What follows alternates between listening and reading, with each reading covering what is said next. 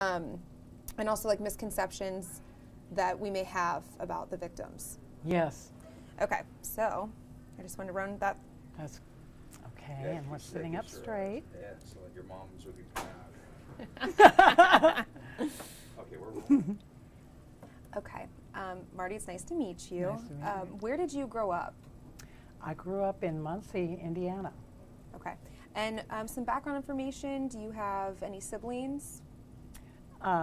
Yes, I'm one of 5 children. I grew up in an upper middle class family Okay. in a college town, and my father was an educator. He was a professor. I had a really nice childhood and education. Okay. What do you think the most important message would be to get out to the community about human trafficking? Well, I think what people need to know is that human trafficking is something that lies in the shadows, and it's been going on for a very long time. And we hear a lot about it in the news now. It's kind of a hot topic.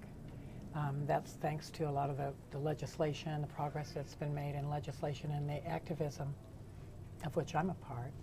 We're trying to raise awareness about this because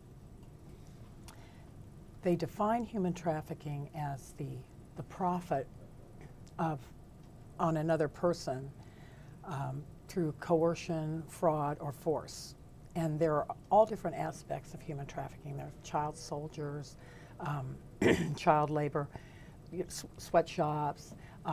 There's people are trafficked into agricultural labor, sex trafficking. There are just all these different aspects. And they estimate that 27 million people are enslaved today.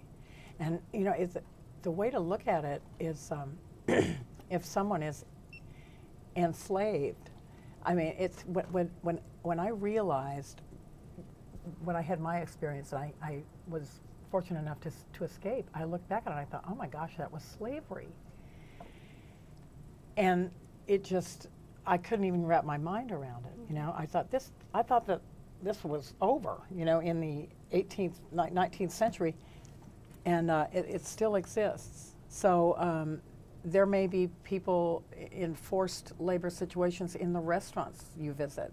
There are, when you research the products that you buy, you sometimes find that the raw materials for those products have been that slaves have, you know. So it's this all exists in the shadows, and in our regular life we don't see it. But when we start to open our eyes and we start to look beneath the surface, we begin to see. Please call 4976. Would you mind telling us how you became involved in the human trafficking world? Yeah, I was a successful stand-up comic with a Tonight Show schedule with Johnny Carson. It was in 1985. And they schedule you way ahead. You have several months before you are actually on the show. And so I had just gotten the booking, and I was really excited. And I had been a recreational drug user, but with the celebration from the Tonight Show scheduling, like, oh yeah, you know, I spiraled into active drug addiction, and I became entangled in the the California drug scene, and I had got mixed up with a handsome sociopath, a boyfriend that I soon wanted to get away from and couldn't get away from, and so that made me vulnerable to being trafficked. And the people who traffic individuals are watching. They actually call people from the general population when they watch for a vulnerability. If they see somebody, and I was living in my car, I had this crazy boyfriend, I was just trying to make ends meet from day to day. I was not in touch with my family because I was so ashamed because of my addiction and this abusive relationship I was in. I wasn't in touch with my friends. I was isolated, and the person who trafficked me knew all of that and had offered me an opportunity to make money, and I had ignored it. But after several months of the misery that I was in, I finally approached her and asked her about the opportunity because I wanted to make money, make enough money to get away from this boyfriend and just move to, I thought, I'll move to any city, I'll be able to quit drugs, nobody will ever know, and everything will be happily ever after. And that was my mistake. Yeah. Okay, so it was a woman that had Yes. you involved? Yes, it was a woman. Can you tell us a little bit about what she offered to you, the opportunity that she offered to you? Well, yeah, I'll be completely honest. She was a kind of an underworld gangster type. She had a lot of different things that she was doing, but she was sending a girl to Tokyo, one girl a month is what she told me. She sent a girl every month to be an escort to Japanese businessmen. And so, you know, I knew that that was what it was, but I was told that it would be in a hotel, and a 5-star hotel, and that I would be in control, and I could make decisions about, you know, what I wanted to do. And so that was. So did you end up actually going to? I was desperate enough that I did it. You went? I Okay. took her up on it, and I had a one-way ticket and very little cash, a very small amount of cash. How did you end up coming back? Well, yeah, when I got there and I met my contact, I was taken to an apartment building, and it was late at night, and I was a prisoner in that apartment then for the rest of the time that I was in Japan. I was locked in, there were guards. How long were you there for? It was a little less than 2 months, but I'm one of the lucky ones because I wasn't supposed to even come back. I mean, she sent a girl every month, and when I got back, I checked around on the street with some of the people I knew, and I'm the only one that returned. So. Do you know anything about what happened to anybody? Or No, I didn't know any of these people. It was just something I asked on the, you know, it's just the word on the street. But someone helped me to escape, and that was how I got out. And I actually think now that he bought my freedom. He purchased my freedom. How did he help you escape? He just helped me escape. I'm going to tell my story at the Freedom Center, yeah, tonight. Okay. But he was a smuggler, so he had underground contacts of his own. So I think that helped him a lot. Okay. He was part of his own organization, and I think that helped him with the Yakuza. He was connected to the Triads, which is a Chinese. But anyway, when he helped me escape, when we were on our way out of there, he gave me the name of a woman in San Francisco, and he said, call her when you get back and tell her this, and he gave me like a code thing to tell her. And when I got back to the States, I was so freaked out. I mean, when I got back into the States, I couldn't believe I couldn't even believe that I was that lucky that I was going to live and that I was home, and that I was going to be home in time for Christmas. I mean, my family wanted me to go back to Indiana for Christmas, and I hadn't even told them that I was gone. So it was just like, I thought, oh, this is going to be great. And when I got back, the fear just came on me like a ton of bricks. I mean, it was just like I was so terrified and so overwhelmed by the trauma that I'd been through. I mean, I was traumatized daily, and not to mention some of the physical things that were done to me. It was awful, and I couldn't even deal with it. So I called this girl. And I spoke with her for a second. I told her the code thing, and she started telling me her story. And she had been rescued by the same guy 5 years before. Wow. And she had been a prisoner in a brothel for 3 years and had tried to escape and had been damaged, like they broke her shoulder. I mean, anyway, it was just. So I was just like, I was completely overwhelmed. I hadn't even heard any of this. And then she said this had happened to her. And you know, it was just, whew, I mean, it just. So I went home for Christmas. I saw my family. I tried to keep it together.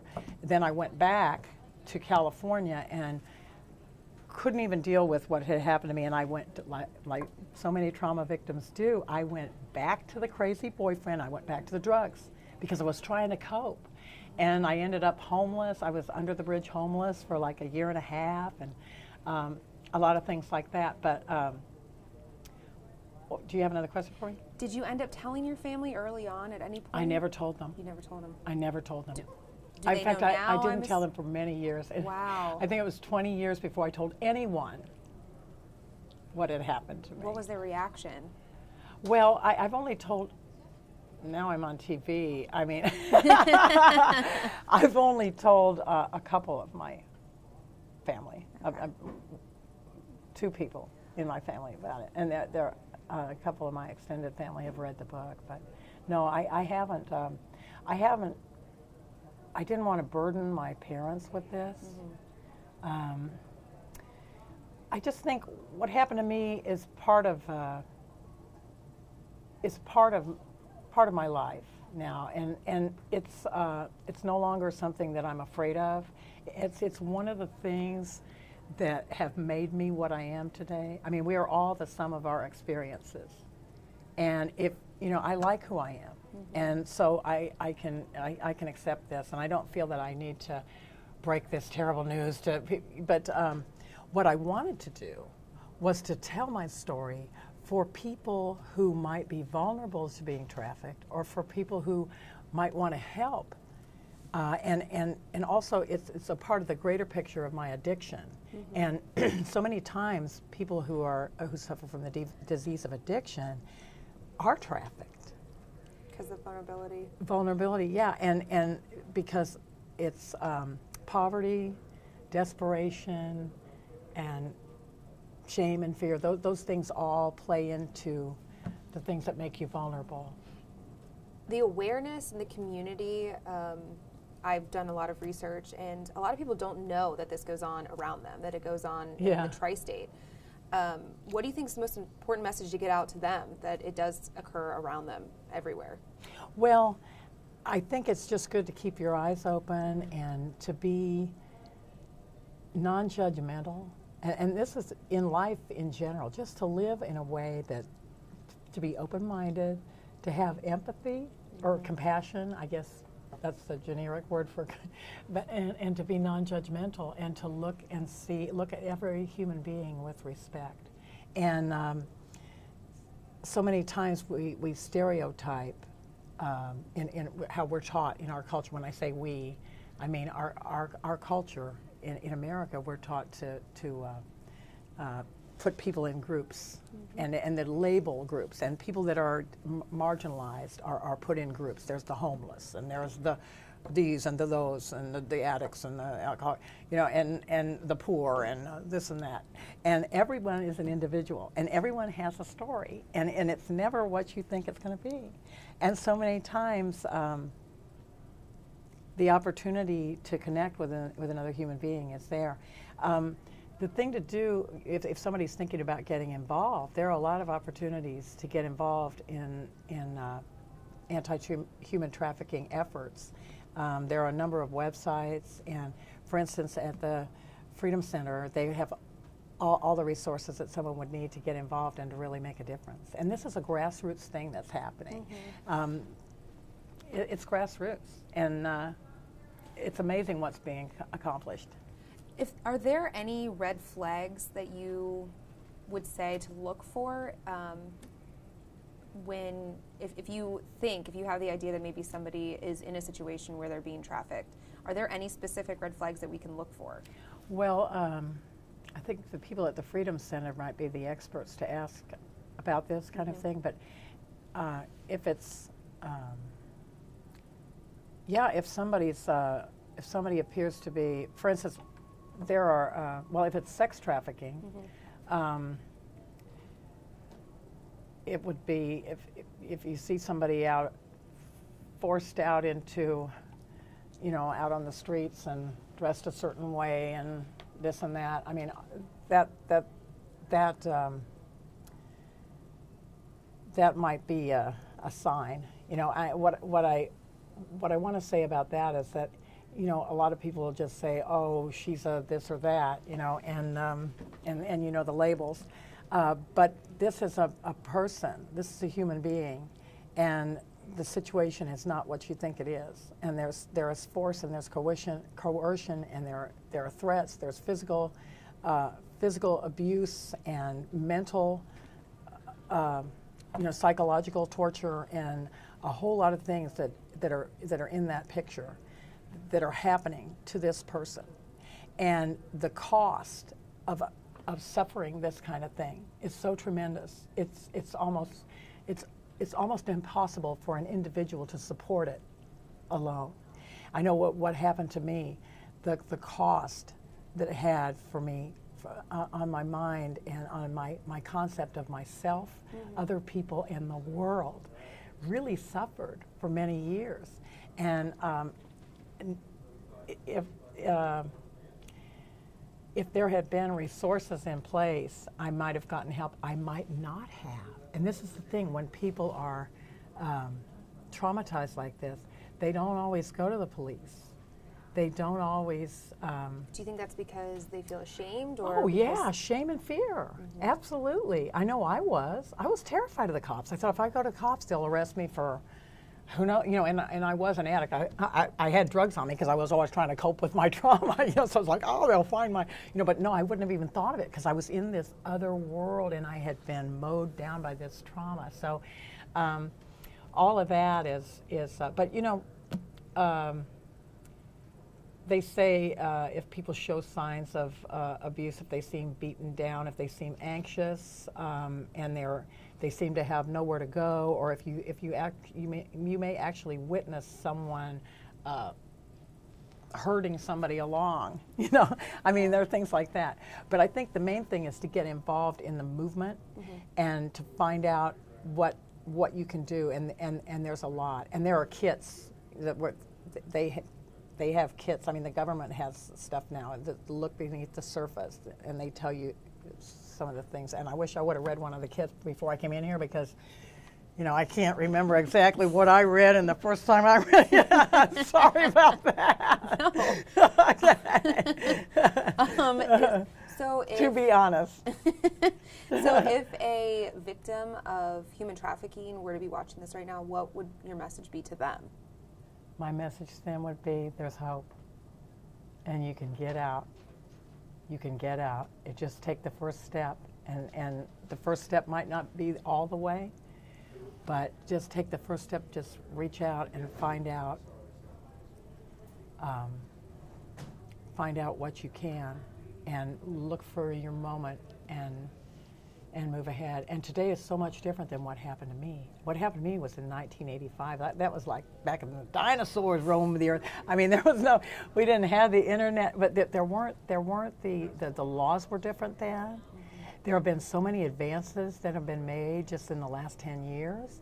There are all kinds of resources and all kinds of things to help. And I wish I had the number of the National Human Trafficking Hotline. There's actually a hotline number. And if I had that, I've got it in my phone, but anyway, that would be a good thing for somebody. If you're out there and you're being trafficked, you call that hotline. We will have that on our website. Is there anything else that you'd like to add? Yeah, I would like to say that never, and this goes out to everybody, but it also goes out to anybody who may be trafficked. Never think that you're unlovable, because you are. And I know with what happened to me when I was wandering around homeless and sleeping in abandoned houses and under bridges, and during that year, I met my ideal mate, and I'm still married to him today. I met him, I was hitchhiking, I was homeless, and I was chopping firewood, and I was trying to get to the next town to chop firewood in that town, and I was along the side of the road, and this car came along, and I was trying to get a ride, and I waved him down, and at that time I carried just the essentials for survival in my backpack, but I did have one thing that I carried that wasn't essential, and it was a pair of high-heeled shoes that I'd gotten at a thrift store. And I thought, I'm carrying these because someday I'm going to get back on my feet and I'm going to go dancing. And when he picked me up and we started talking, he was just this good-looking guy. He was really sweet and everything. And not only did we go dancing, but he's my husband now. and 25 years That's together. amazing. That's amazing. And you know, I was down, and I tell people, you know, don't ever count anything out. Just keep an open mind, because you just never know. That's great. All right. Well, that was an awesome interview. Thank you. I'm sorry, I dropped the ball on the signs to watch out for. Oh no, you're. Well, I know there's great. a whole list. I need to get some cutaway shots, so if you Okay. can just sit and talk for just like a couple All right. minutes. Yeah. Anyway, I really like this story. I love your earrings. Oh, thank you. I like the story about your husband. That's so sweet. Yeah. That yeah. gives me faith. Yeah.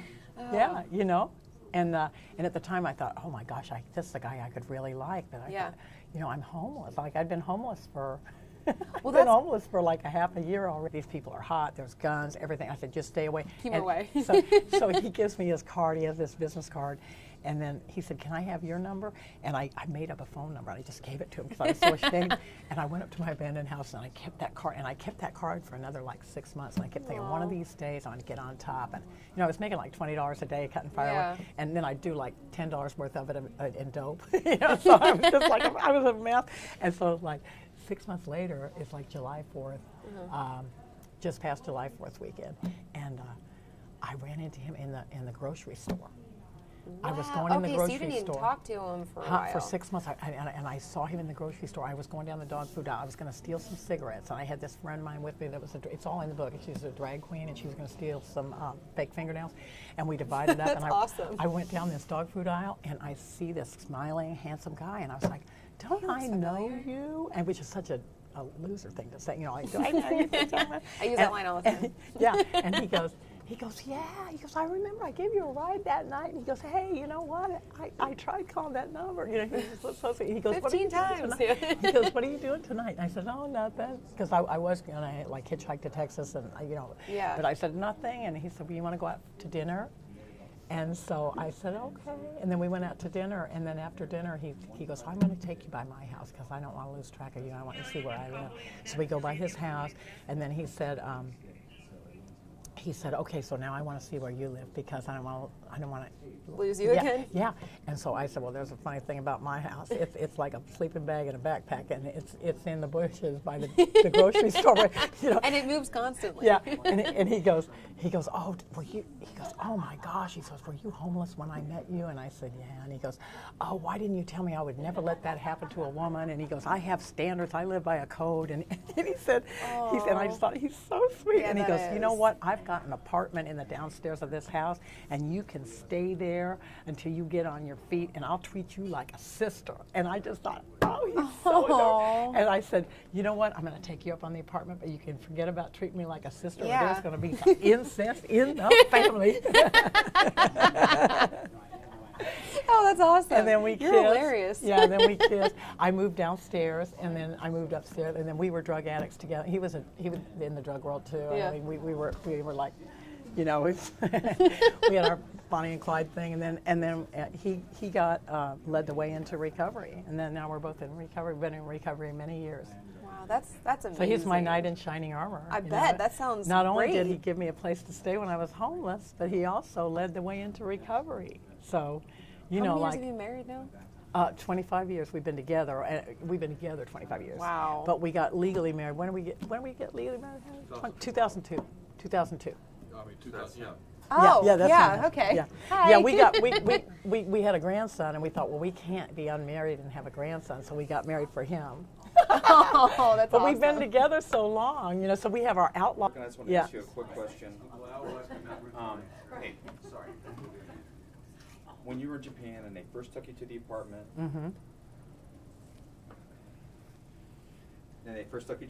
you realized that when did you realize that it had gone south and you were a slave? Immediately, because they told me. I mean, well, it was. Is this on being filmed? Yeah. What happened was this: we went up to this apartment, and the guy that met me at the airport was a total thug. I mean, he looked like one of these gangster movie gangsters. It was like almost like a comic book villain guy, and